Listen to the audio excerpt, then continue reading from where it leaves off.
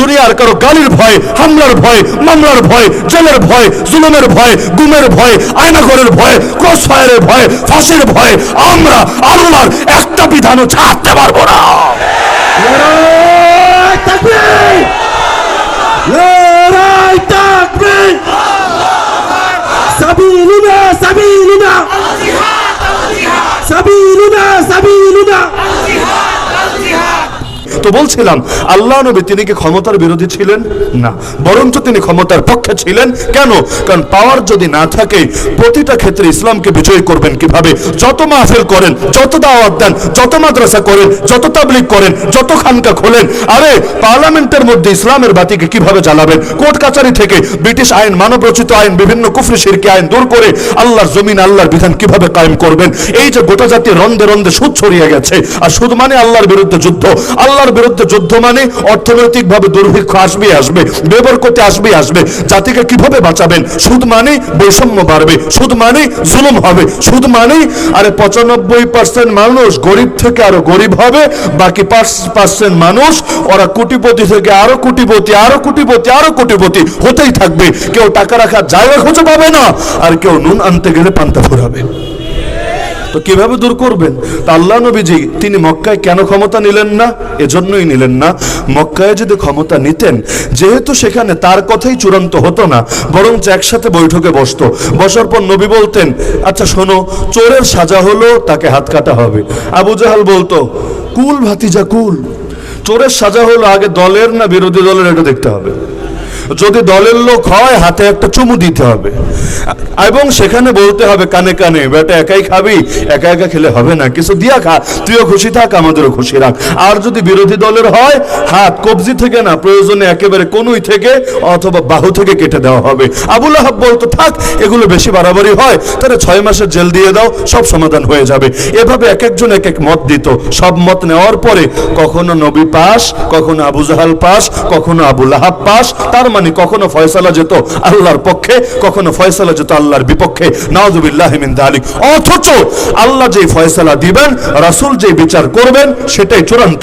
এই ব্যাপারে কারো টু শব্দ করার অধিকারও নাই। কোরআন বলে দিচ্ছে, ফালা ওয়া রাব্বিকা লা ইউমিনুন হাত্তা ইউহাক্কিমুকা ফীমা শাজারা বাইনাহুম।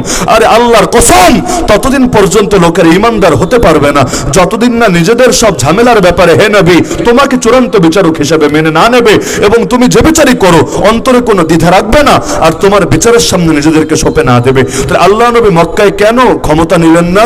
কারণ ক্ষমতা নিলে তাওহীদের সাথে নিতে পারতেন না, শিরিকের সাথে নিতে হতো। আর শিরিকের সাথে কোনোদিন ইসলাম জিন্দা হবে না।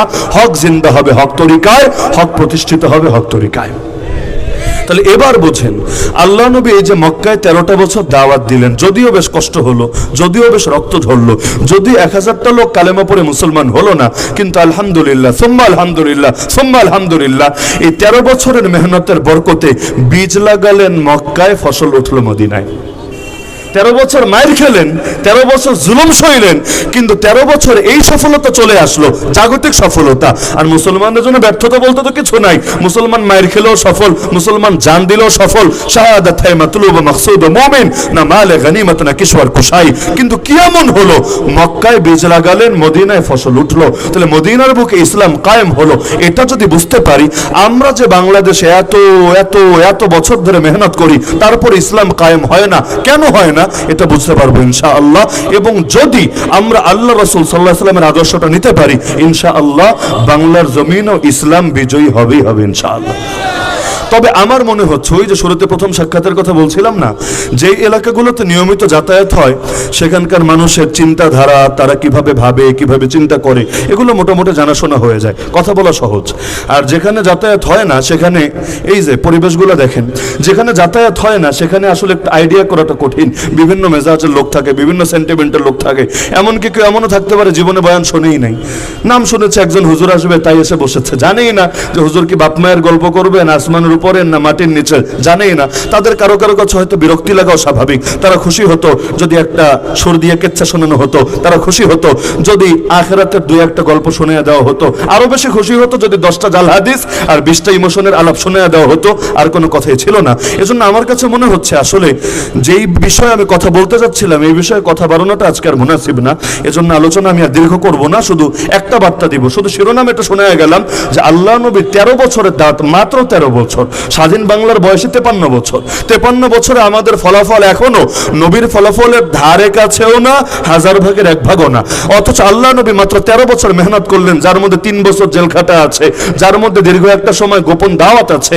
এরপরও আল্লাহ তাআলা ইসলামকে বিজয়ী করে দিলেন। তো নবীর মডেলের সাথে আমাদের মডেলের পার্থক্যটা কোথায় আছে, কোথায় কোথায় শূন্যতা আছে, এটা বোঝাও দরকার, রোগগুলো চিহ্নিত করে চিকিৎসাও করা দরকার। তবে ইনশাআল্লাহ আল্লাহ নবীকে আল্লাহ যেভাবে বিজয় দিয়েছেন আমাদেরকে বিজয় দেবেন ইনশাআল্লাহ। তবে আজকের জন্য এই আলোচনাটা করা আমার কাছে আর মুনাসিব মনে হচ্ছে না, এজন্য মাফও চাই, দোয়াও চাই। তবে শেষ কথা আমি যেটা বলে যেতে চাচ্ছি সেটা হলো, দুনিয়ার বাতিলরা কখনোই হকের কথা বললে, হকের পথে চললে আপনাদেরকে ভালো বলবে না। এটা মাথায় গেঁথে রাখেন।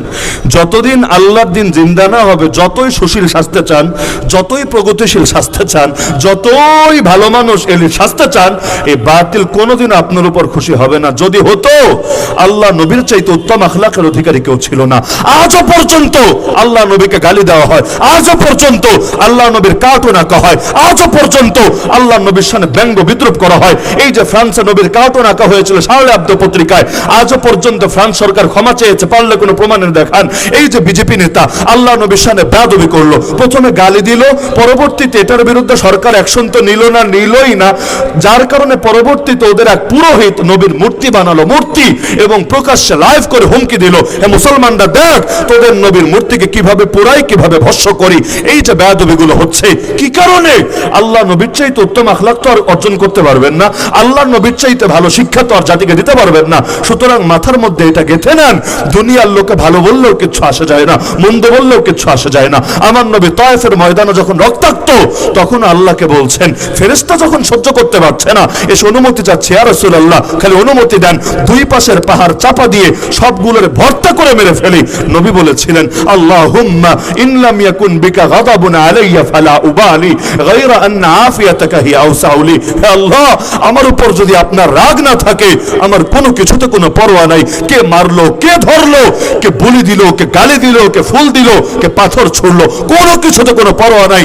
আমার তো শুধু ভয় এটাই, না জানি আপনি নারাজ হয়ে যান। হ্যাঁ আল্লাহ, আপনি যদি নিরাপত্তা দেন সেটাই আমার জন্য স্বাচ্ছন্দ্যদায়ক, কিন্তু আপনি যদি রাজি থাকেন গোটা দুনিয়ার বিরুদ্ধে যেতে আমার কোনো আপত্তি নাই। তো মুসলমানের মানসিকতা এটাই হবে, ওয়ালা ইয়াখাফুনা লাওমাতা লাইম আলা আন নাকুল আল হক হাইসুমা কুননা লা নাখাফু ফিল্লাহি লাওমাতা লাইম। কোরআন সাক্ষী, হাদিস সাক্ষী, মুসলমান হকের কথা বলবেই বলবে, হকের পথে চলবেই চলবে। আরে বাংলাদেশে হিন্দুত্ববাদী যদি হিন্দুত্ববাদের কথা বলতে পারে, সেকুলার যদি সেকুলারিজমের কথা বলতে পারে, নাস্তিক্যবাদী যদি নাস্তিক্যবাদের কথা বলতে পারে, বামরা যদি বাম আদর্শের কথা বলতে পারে, অথচ ওরা বাতিল, ওরা গোমরা, ওরা হকের উপর নাই, ওরা অন্ধকারের মধ্যে আছে, তারপরও যদি ওরা গোপন না করে সব বলতে পারে, আমরা বলতে পারবো না কোন দুঃখে?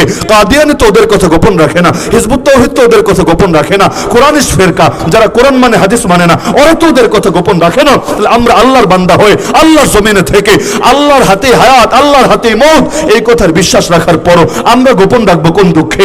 সুতরাং এখন থেকে নিয়ত করেন, এটা যতদিন আল্লাহ বাঁচিয়ে রেখেছেন, এই হায়াত বিক্রি করে দিলাম আল্লাহর কাছে, একটা বিধানও গোপন করব না, সবগুলো কথা বলবো এবং যতটুকু সম্ভব সর্বোচ্চ পরিমাণ দ্বীনের উপর চলবো।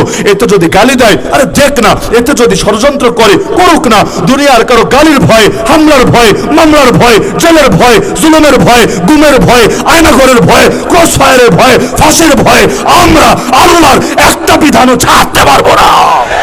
নারায়ে তাকবীর, নারায়ে তাকবীর, সাবিলুনা সাবিলুনা, সাবিলুনা সাবিলুনা।